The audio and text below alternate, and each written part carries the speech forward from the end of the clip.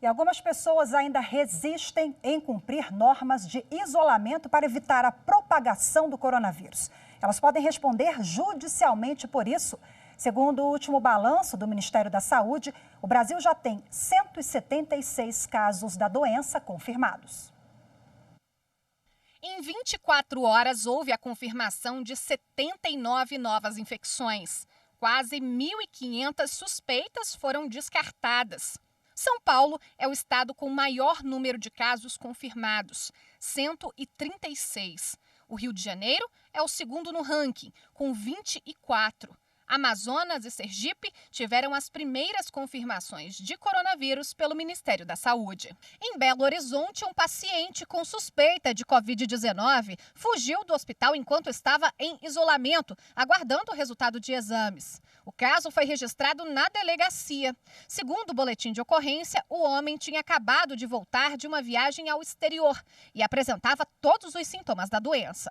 Na semana passada, o governo federal publicou uma portaria com as regras para quarentena e isolamento de pessoas com suspeita de contaminação pelo coronavírus. Quem desrespeita a recomendação pode ser responsabilizado judicialmente. O direito de ir e vir é um direito fundamental.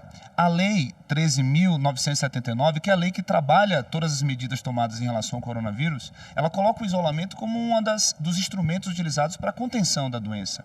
Então, judicialmente, o poder público pode conseguir uma decisão e essa pessoa pode, inclusive, responder por multa, ressarcimento ao erário de todo o dano que ela causar.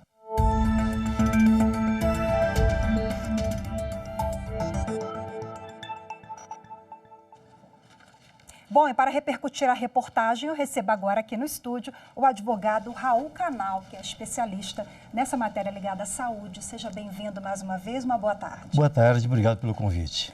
Bom, infelizmente algumas pessoas ainda resistem em relação à quarentena e alguns países têm adotado aquelas ações emergenciais como a proibição da circulação. É uma medida necessária na avaliação do senhor, tendo em vista que a conscientização ainda tem sido pequena? É totalmente necessária. Vamos usar o exemplo da Itália, que foi o primeiro país a fechar suas fronteiras e decretar a quarentena, né?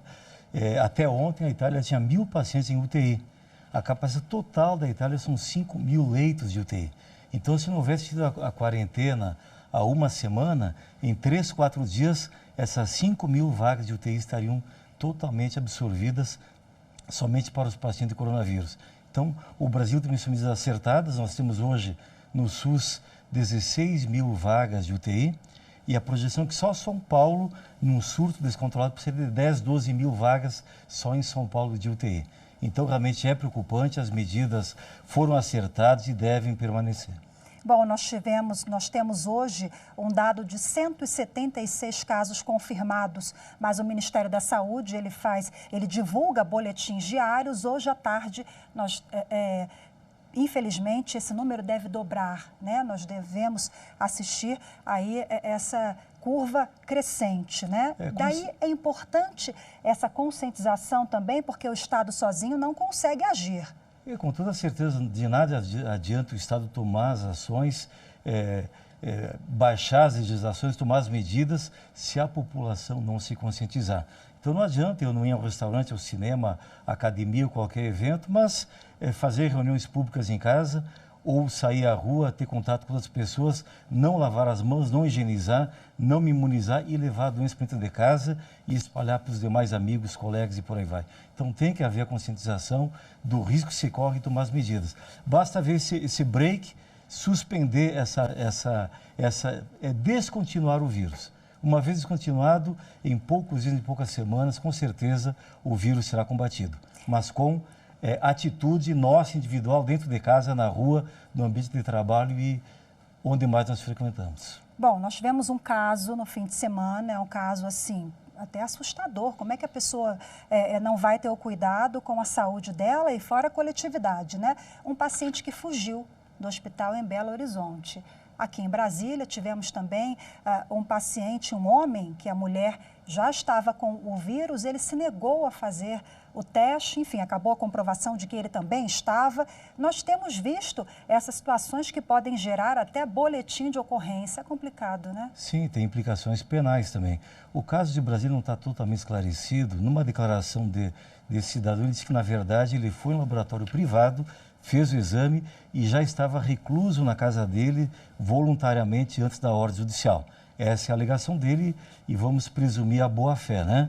O caso de Belo Horizonte, o paciente fugiu do hospital. Ele tirou a pulseira de identificação e saiu como se fosse um visitante e não um paciente. Normalmente isso é permitido? Como ele saiu não identificado, ele tirou a pulseira, então a segurança do hospital o confundiu com o visitante, né?